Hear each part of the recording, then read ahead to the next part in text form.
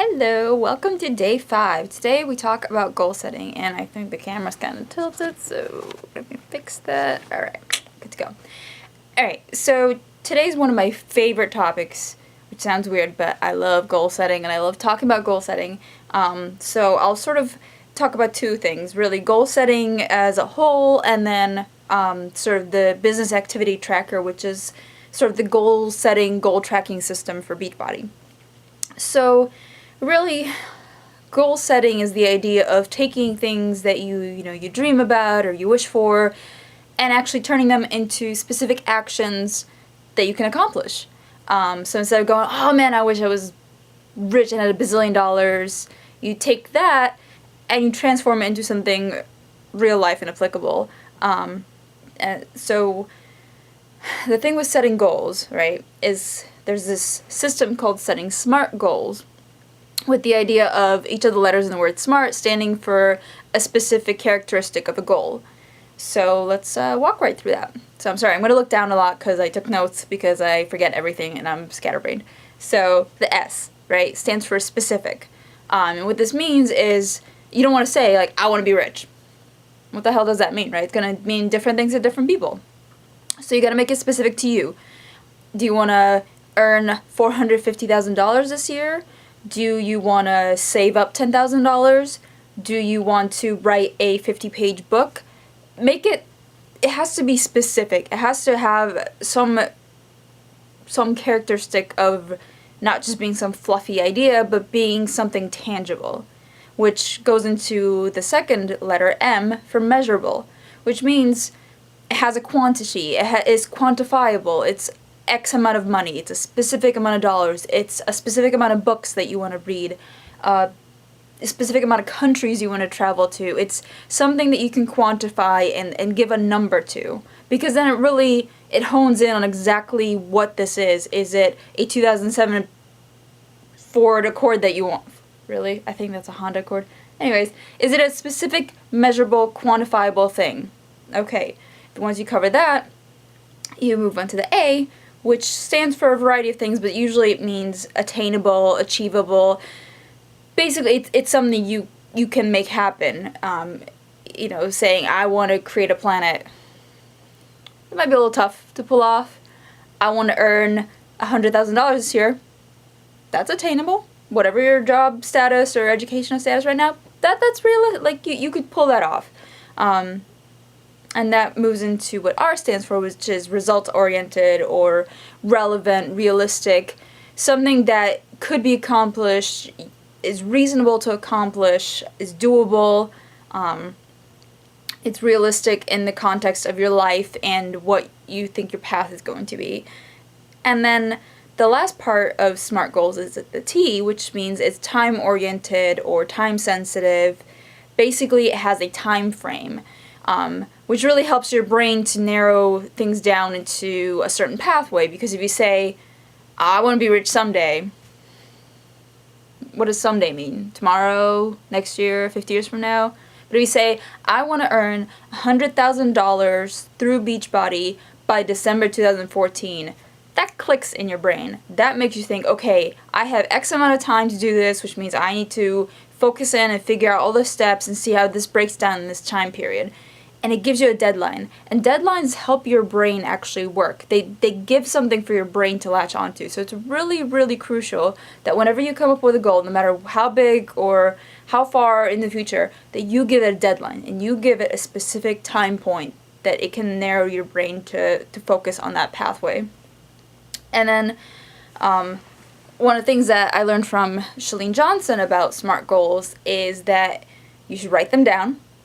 That's huge. And I know not everyone is a paper and pen person like myself, but I think there really is something to writing things down by hand, because the connection that your brain makes to things that you write by hand is so much stronger than anything you're going to type or say or anything of that sort. You have to write it by hand. That's where it really gets imprinted in your brain, and that's so important, because any big goal or big dream of yours, your brain has to be able to come back to it, and that's one way to do it. And a thing that Chalene really encourages is the idea of writing your specific goal in the present tense. So not saying, someday, or, and so I will, blah, blah, blah, but I have achieved blah, blah, or I have earned whatever it is. I have accomplished this. I have become the CEO of my own company in December of 2014. You know what I mean? It's got to be as if it's already happened. And you got to repeat that, and you got to write it down, and you got to write it in that sense. And then another trick that I learned from Brian Tracy is to really visualize that present tense. Visualize having that, whatever it is, that income, or having that dream boat of yours, or having the house you want, having the life you want. Really visualize being in that situation, because what that does is it doesn't just give you an idea to think about, but it encourages emotion. You start to make an emotional connection to what that goal would mean, what achieving that certain goal would mean to you emotionally and mentally, and that really makes you have a much stronger connection to what it is and what it would mean for you to accomplish it. Because it's one thing to just say, oh, it'd be cool to be rich someday, but to say, I have earned $450,000 in December of 2014, and that in turn makes me realize I have paid off my debt, I've paid off my parents' debt, which makes me feel financially free. It makes me feel like I've given something back to my family, or perhaps giving something back to my community. It's giving me the stress-free life that I have always dreamed of. You know what I mean? It's got to have that attachment to it, because then it's a lot more difficult to give up on it, and it's a lot easier to push for it, because you have that emotional attachment that really, again, between repeating it, writing it, imprinting it on your brain, and then having that deep down emotional connection to it, it's gonna make it a lot easier to really work for that goal, because you realize, man, I can have it. It's so clear in my mind what I want that I can almost taste it, and that's gonna push you. So really, I think that's the whole package of setting goals, and this is independent of your business. This, it applies to your Beachbody business, but really whether it's with school or any other job in the future, your family life, anything of that sort, if you apply these principles, it can make it a lot easier to stay focused and be clear about what you want in life than just kind of throwing out there that you want to be well off someday, because that doesn't get you anywhere. But saying, I am earning X amount by doing X job by this date, and this means to me this and this and this, that's already putting you way ahead of the game. So that's my whole spiel on goal setting. Now, in the Beachbody business, one of the ways we set goals and track goals is with the Business Activity Tracker, which is just a one-page file. I'll post the PDF below this video, but it's basically a way for you to track all the sort of vital behaviors and vital statistics that help you drive this business and help you really know what to do. You track things like, did you get your Shakeology in today? Did you get your workout in today? Did you get your personal development? How many people did you talk to? How many people did you invite to challenge groups? That sort of thing. So it lets you set goals for every single week, as well as set what rank you want to be by what date, how much you want to earn that week. So again, giving you these specific attainable numbers that you can aim for. So when you're working throughout the week, you can keep track of, well, how many people did I talk to today? And how many does that leave for the rest of the week? And that way you can gauge, both your productivity and how to adjust your goals for the next week. My really key two sort of suggestions with this BAT, as they like to call it, is be honest. I mean, you're the only person who really has to see this document, so be honest. If you didn't talk to anyone today about the business, then put a 0. I mean, it sucks, but that's kind of a good thing, right? Because so really the second tip is, really use it to guide you, to guide your behavior, because if you're seeing, man, I haven't talked to anyone about challenge groups, one, it makes it really easy to say, well, no wonder I'm not selling any challenge packs because I'm not talking to anybody about them, but two, it gives you, on those days where you feel like, I don't really know what else I can do, it gives you a clear thing to say, oh, okay, well, I haven't really mentioned the coaching opportunity to anyone this week, so maybe that's something I could do today. So I think it helps you really be honest with yourself about this business and be honest about where your weaknesses are and where you're very productive each week.